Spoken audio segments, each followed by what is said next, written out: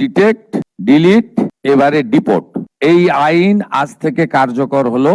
যারা অবৈধ বাংলাদেশি অনুপ্রবেশকারী তাদেরকে সরাসরি বিএসএফ এর হাতে হ্যান্ডওভার করার জন্য একটি নির্দেশিকা এবং তার সঙ্গে একটি আপনার অবৈধ অনুপ্রবেশকারীদেরকে হ্যান্ডওভারের আইন ভারত সরকারের পক্ষে under secretary government of India Pratap Singh Rawat পাঠিয়েছিলেন।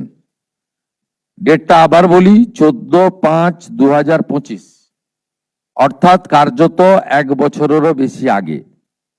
পশ্চিমবঙ্গের আগের সরকার তারা একদিকে শরণার্থীদের সিএএ দেওয়ার ক্ষেত্রে বিরোধিতা করেছে, অন্যদিকে এই গুরুত্বপূর্ণ সুযোগ বা আইন ভারত সরকার যেটা দিয়েছিলেন তাকে কাজে লাগেননি। আজ থেকে আমরা এই আইন কার্যকর করলাম।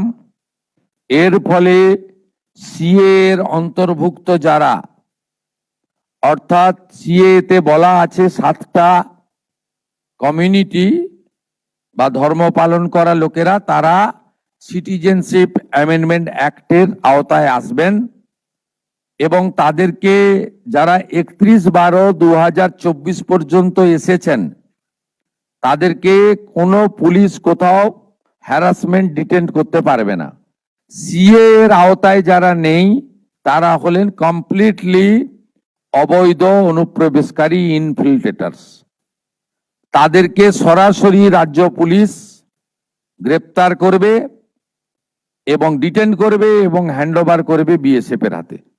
এবং বিএসএফ তারা বিডিআর এর সঙ্গে কথা বলে তাদেরকে ডিপোর্ট করার ব্যবস্থা করবে, অর্থাৎ ডিটেক্ট, ডিলিট, এবারে ডিপোর্ট।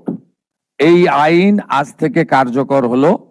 মাননীয় ডিজিপিকে এবং হোম সেক্রেটারিকে বলে দেওয়া হলো পশ্চিমবঙ্গের বর্ডার সন্নিহিত সমস্ত থানাগুলিতে এই আইন দেশের স্বার্থে, পশ্চিমবঙ্গের স্বার্থে আমরা আজ থেকে কার্যকর করলাম।